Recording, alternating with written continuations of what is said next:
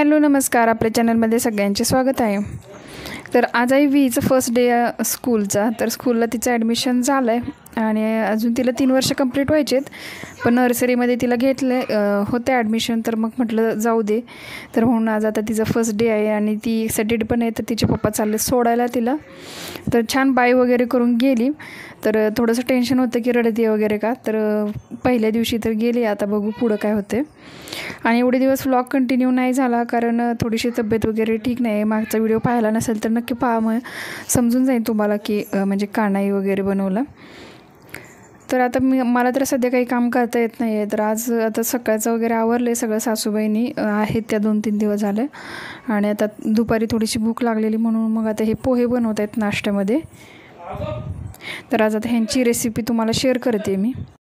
तर तेल छान गरम झाल्यानंतर जिरं मोहरी कढीपत्ता टाकून घेतला आहे, मिरची पण टाकून घेतली आणि आधी शेंगदाणे आणि व्यवस्थित मिरची वगैरे फ्राय केली थोडीशी 1-1.5 मिनटानंतर। मग आता इथं कांदा टाकून घेतला आहे पटकन। आणि त्यांना पण स्वयंपाक येतो बऱ्यापैकी, तर छान बनवतात स्वयंपाक। तर नाश्ता वगैरे पण कधी कधी बनवतात, तर त्यामुळे येतो त्यांना। तर त्यामुळे थोडं ते एक टेन्शन नाही आहे, कधी इमर्जन्सी आजारी वगैरे पडलं तर थोडंफार तरी त्यांना बनवता येतं, त्यामुळं मग जेवणाचं एवढं टेन्शन नाही येत आहे। तर आता पोहे भिजवून घेतलेत आधी। आता हे सगळं फ्राय झालं की त्याच्यात थोडीशी हळद टाकली आणि आता लगेच पोहे टाकून देणार। तर आता पोहे छान मिक्स करून घ्यायचे चाललेत आणि पोहे खूप छान झालते। मग पोहे बनल्यानंतर मग त्याने थोडीशी परीला पण चारले आणि मग मीही थोडेसे खाल्ले। तर खूप छान टेस्टी झालेले असे दुपारचा असा नाश्ता। संध्याकाळचा दुपारी म्हणजे आता 3-4 वाजून गेलेत, संध्याकाळच होत आली। तर गावी असा व्हायचा नाश्ता, शक्यतो इथं कधी नाही बनवायचे मी, पण आता तर इकडं जास्त नाश्ता बनवायची वेळ येत नाही। पण आता टॅबलेट वगैरे दुपारच्या चालू आहेत, तर त्यामुळे थोडीशी भूक लागते आणि सकाळचं वगैरे जेवण पण जात नाही एवढं एकदम। तर इथं मी झोपलेलीच होते बेडवरती। तर आता थोडंसं उठून फ्रेश वगैरे झाले आणि आता मग नाश्ता करून घेते।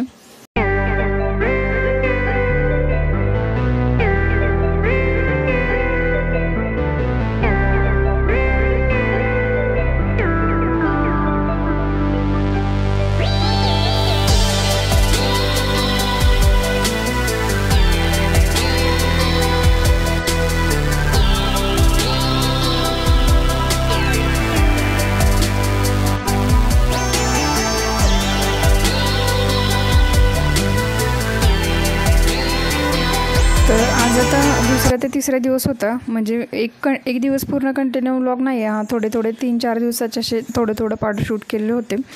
तर 2 दिवसांनी तिला तिचं स्कूलमधलं किट वगैरे भेटलं व्हीचं। तर ते जे बुक वगैरे भेटले तर त्यालाच आता इथं आमचं कवर वगैरे लावायचं चालू आहे। आणि हे कवर जे होते तर ते ट्रान्सपरंट लावायला सांगितले होते। तर आता त्याच्यासाठी थोडेसे आधी स्टिकरनी चिटकून घेतले चिकट टेपनी आणि मग वरतून असं स्टेपलर लावले, म्हणजे दोन्ही निघायला नको असं म्हणून दोन्ही दृष्टिकोनातून। आणि 4 बुक होते तर ते स्कूलमध्ये सबमिट करायचे होते, म्हणजे ते तिथंच कंप्लीट करून घेणार होते। आणि 2 होते तर ते 2 घरी दिलेले होते। असे टोटल दोन्ही टर्मचे स्कूलचे जे बुक्स वगैरे होते तर ते आत्ताच भेटलेले। तर तेच आता सगळ्या बुक्सना इथं कवर लावून घेतले।